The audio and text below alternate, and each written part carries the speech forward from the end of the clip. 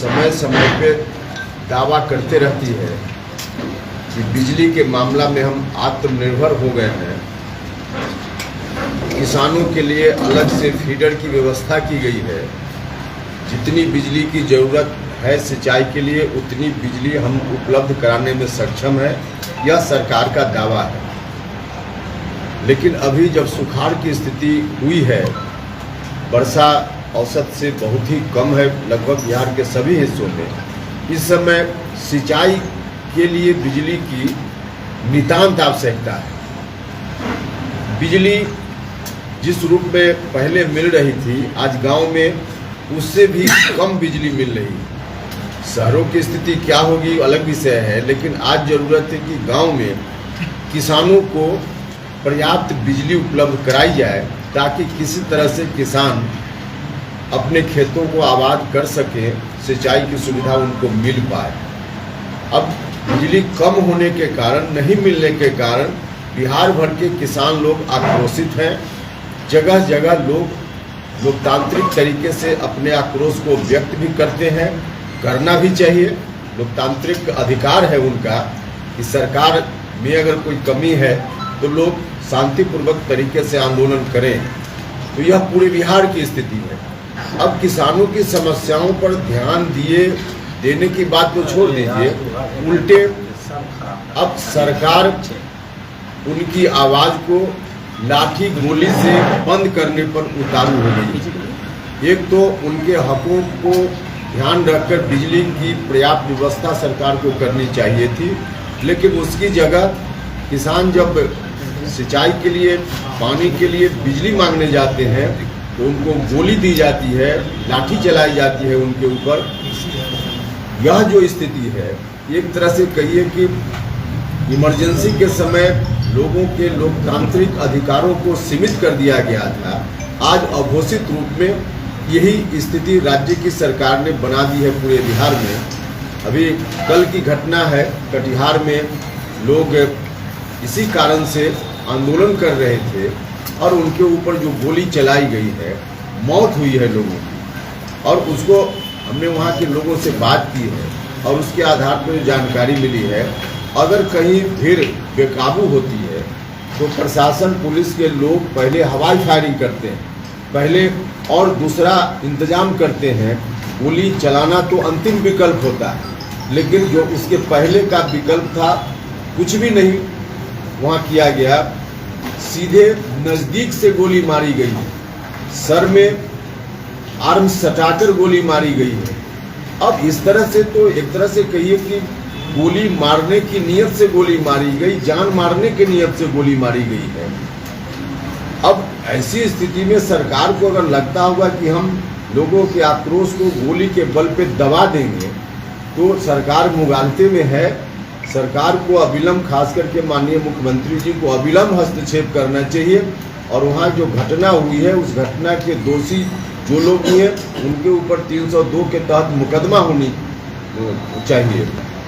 तो एक तो यह है, दूसरा कि वहाँ भी और बाकी जगह पर्याप्त बिजली किसानों को मिले। अभी सिंचाई के लिए राज्य की सरकार अविलंब यह व्यवस्था करे। शहरों में कुछ कटौती करने की जरूरत हो तो सरकार करे तात्कालिक रूप से, लेकिन किसानों को गांव में अभी जितनी बिजली की जरूरत हो उतनी बिजली देने का इंतजाम इनको करना चाहिए। दूसरे राज्यों से महंगे दर पे भी अगर बिजली खरीदने की जरूरत हो तो सरकार करे, लेकिन अभी बिजली पूरे बिहार में सब जगह लोगों को उपलब्ध कराए। अगर नहीं हुआ तो आगे आने वाले दिनों में भयंकर अकाल का सामना करना पड़ सकता है इस राज्यों को।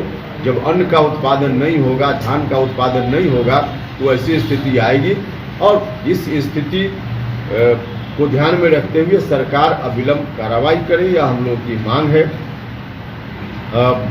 अभी न सिर्फ किसान बल्कि दूसरे वर्ग के लोग भी आंदोलन करते हैं। तो पटना में देखा है आप लोगों ने भी किस तरह से वहाँ भी लाठी चलाई गई। उसके पहले कृषि सलाहकार लोग आए सड़क पे, उनके ऊपर लाठी चलाई गई। शिक्षक आंदोलन करते हैं, उनके ऊपर लाठी चलाई जाती है। तो सरकार इस रवैया को बंद करे। लोगों का लोकतांत्रिक अधिकार है आंदोलन करना, सरकार उसकी इजाज़त दे। सरकार को करना ही चाहिए। और बाकी बिजली की समस्या, किसानों के लिए सिंचाई की समस्या, इसका समाधान तो आज का आज सरकार को करना चाहिए। क्या लगता है सर, बिहार में लोकतंत्र चल रहा है या राजतंत्र? तानाशाही का तंत्र चल रहा है, क्योंकि कोई तानाशाह सरकार ही आंदोलन करने वाली जो जनता है उसके ऊपर गोली चला सकती है, उसकी जान ले सकती है।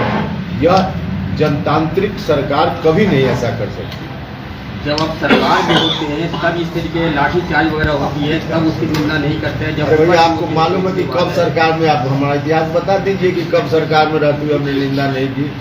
आप सीधे सवाल आंख बंद करके मत पूछिए, आप बताइए ना हमको, आप जो बता रहे उसको उदाहरण दीजिए। आज पॉलिटिकल पार्टी में मैं अब यह पूरा सवाल पूरा नहीं हुआ था सर, मेरी सवाल पूरा नहीं हुई थी। सवाल पूरा नहीं हुई थी।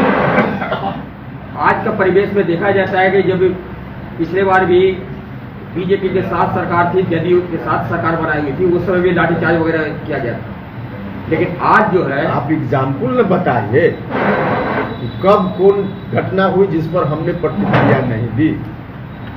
अब जो है विपक्ष इस तरीके से, जब विपक्ष में लोग आते हैं तब इस तरीके से जो है मूवमेंट करते हैं, तो क्या ये कहाँ तक राजनीतिक जो है कहाँ सजा रहा है? अरे भैया, लोकतंत्र में सत्ता में रहने वालों की जवाबदेही होती है काम करना, और विपक्ष का काम ही है सरकार जहां काम न करे उसके खिलाफ आवाज उठाना। तो यह तो विपक्ष की भूमिका है। अब लोग सवाल तो पूछेंगे, विपक्ष में रहकर सरकार की कमी को, जनता के सवालों को उजागर करना हमारा दायित्व है। इस दायित्व का निर्वहन हम कर रहे हैं, तो आप इस पर प्रश्न चिन्ह खड़ा क्यों कर रहे हैं? लगता नहीं सर कि नीतीश कुमार इन दिनों गब्बर की भूमिका में दिख रहे हैं? अब देखिए, अलग अलग नाम उनको तो लोग देते रहे हैं, हम तो व्यक्तिगत रूप से उनका बहुत आदर सम्मान करते हैं, इसलिए उस तरह का कोई शब्द उनके लिए संज्ञा के रूप में हम नहीं बोलना चाहते। लेकिन अब जो बोल रहे हैं उसमें सच्चाई तो है। अक्सर नीतीश जी कहते हैं कानून का राज है बिहार में, तो क्या लगता है कानून का राज है? कानून का राज था, अब नहीं है। जब तक नीतीश जी आरजेडी से अलग सरकार चला रहे थे तब तक कमोबेश कानून का राज था। लेकिन जैसे ही आरजेडी के साथ उनकी दोस्ती हो गई और आरजेडी के नेतृत्व में नीतीश कुमार जी जाकर घुटना उन्होंने टेक दिया, उसके बाद का जो पीरियड है, अब तो जो अपराधी लोग हैं उनको लग रहा है कि सैया भय कोतवाल तो डर काहे का। तो अब जहां इस तरह की स्थिति होगी तो अपराधियों का मनोबल बढ़ेगा, जो आज बढ़ा हुआ है। और इसीलिए आप देख रहे हैं कि हर जगह हत्या, लूट, छोटी बच्चियों के साथ बलात्कार की घटना हाल के दिनों में जितनी हुई है कभी नहीं हुई थी। तो लॉ एंड ऑर्डर तो आज की तारीख में पूरे तौर पे फेल है। और इसलिए हम बार बार कह रहे हैं कि इस तरह की जो स्थिति है, आरजेडी का जो शासन था 2005 के पहले, उस स्थिति को याद दिलाती है अभी जो घटनाएं हो रही। नीतीश कुमार में इतना जल्दी बदलाव कैसा आ गया सर? पहले नीतीश कुमार जो थे हमेशा मैंने बात करते थे लोगों की, आम लोगों की बात करते थे, लेकिन अब जो सिर्फ सत्ता के ही बात करते चल रहे हैं, तो क्या लग रहा है आपको? देखिए, अब नीतीश कुमार जी गलतफहमी के शिकार हो गए। अब जहां नीतीश कुमार जी पहले जिस गठबंधन में होते थे तो बिहार में स्टीयरिंग सीट पर होते थे, ड्राइविंग सीट पर होते थे, लेकिन आज पिछली सीट पर बैठ गए हैं और ड्राइविंग किसी और के हाथ में उन्होंने दे दी। और जिसके हाथ में ड्राइविंग दे दी, उनसे अपेक्षा है कि हमको देश के स्तर पे राजनीति में मदद आरजेडी के लोग करेंगे। गलतफहमी में है नीतीश जी। आरजेडी के लोग कोई नीतीश कुमार जी को आगे बढ़ाने की नीयत से उन्होंने दोस्ती नहीं की है। लालू जी को तो अपना बेटा को मुख्यमंत्री बनाना है, बस मकसद उनका इतना ही है। अब इस मकसद को पूरा करने के लिए लालू जी एड़ी चोटी एक किए हुए हैं। अब नीतीश कुमार जी इसमें पीछे जाएंगे जो पीछे जा रहे हैं। बिहार में शराबबंदी की बात कही जाती है, लेकिन अक्सर देखा जाता है कि लोग शराब के साथ पकड़े जा रहे हैं, ट्रक के ट्रक शराब आ रही है, तो इसमें क्या लगता है आपको कि शराबबंदी? शराबबंदी कानून तो लागू करना ठीक बात है, करना ही चाहिए, लेकिन शराबबंदी कानून लागू हो शराब बंद करने के लिए, न कि गरीब लोगों को जेल में बंद करने के लिए। आज जो शराबबंदी कानून है उसका पूरा इस्तेमाल बिहार सरकार के पुलिस के अधिकारी, एक्साइज विभाग के अधिकारी गरीबों को जेल भेजकर उनका खून चूसने में इस कानून का इस्तेमाल लोग कर रहे हैं। वास्तव में शराब तो कहीं बंद है नहीं, जहाँ खोजिए वही शराब उपलब्ध। सरकारी कार्यालय में भी शराब की बोतलें देख रहे हैं, अनुमंडल कार्यालय में बोतलों का भरमार लगा हुआ है। आप अनुमंडल कार्यालय या जिला कार्यालय तक देख रहे हैं, क्योंकि यहाँ से आप हैं। आप पटना सचिवालय तक जाकर देखिए, वहाँ भी शराब की बोतलें मिल जाएंगी। आप जो विभिन्न मंत्री लोगों का कार्यालय है, वहाँ भी अगर ठीक से जांच पड़ताल हो तो वहाँ भी बोतल मिल जाएगी, सब जगह है। भागलपुर में कल पुल अभियंता 80 लाख रुपया क्या मांगते हैं? अरे तो हर जगह लूट का शासन चल रहा है ना, लूट का शासन चल रहा है। और इस शासन में जो शीर्ष पर बैठे हुए, जिनको नीतीश जी ने बगल में बैठाकर कहा है कि आप भी आगे लीड कीजिएगा, उनका तो इतिहास रहा है कि सत्ता इसलिए चाहिए कि अपने घर की तिजोरी को जितना खजाना लूट कर भरना हो भर ले। तो जहाँ वैसे लोगों के हाथ में शासन है तो नीचे वालों को क्या लगता है, और लूटेंगे तो लूट रहे हैं। आप जिस समय सत्ता के साथ थे उस समय आपने एक शब्द बोला था कि शराब अगर बंदी नहीं हो रही है तो जनता के पे छोड़ दिया जाए, इसका है जो विचार जनता करे, इस पे आपका क्या? देखिए, उसमें यह बात ठीक है कि कोई भी इस तरह का कानून सफल हो, उसमें सरकार का भी दायित्व है, साथ साथ आम लोगों का भी दायित्व है। अब दहेज बंदी कानून तो लागू है, लेकिन कानून लागू है, लेकिन कहाँ इम्प्लीमेंट हो रहा है, लोग दहेज ले ही रहे हैं। तो इस तरह का कानून सिर्फ सरकार कोई घंटा चला दे उससे नहीं होना है, इसमें आम जनता को भी आगे आना पड़ेगा। शराबबंदी वाले में भी वही स्थिति है। इसलिए बार बार नीतीश जी नाम लेते हैं गांधी जी का शराब बंद करने के लिए, लेकिन गांधी जी सरकार कानून बनाए इस काम के लिए कभी गांधी जी ने नहीं कहा। गांधी जी चाहते थे कि शराब न लोग पिए, लेकिन उसके लिए कानून की जरूरत उन्होंने कभी नहीं बताई। उन्होंने कहा कि लोगों में अवेयरनेस होना चाहिए। उस दृष्टि से तो बिल्कुल ठीक है, शराब को बंद होना है तो लोगों को अवेयर होना है। नालंदा जिला में जो सरकारी कार्यालय में जो शराब मिल रही है, इसकी क्या विधानसभा में भी आवाज उठाई जाएगी, या फिर ये तो है ऑथेंटिक हो गया है कि वीडियो वगैरह के माध्यम से सब आ गया है और कहा जाता है ये जो है ऑथेंटिक हो गया है, तो क्या इसकी भी अब विधानसभा में जो लोग आपके जिला के बहुत सारे लोग हैं उनको कहिए उठाना चाहिए। सर एक चीज बताइए, आपके हमारी पार्टी का विधायक कहाँ है? सर आपके कार्यकर्ता सम्मेलन में एक पोस्टर देखने को मिला सर, जिसमें लिखा हुआ था कि केंद्र में नरेंद्र और बिहार में उपेंद्र।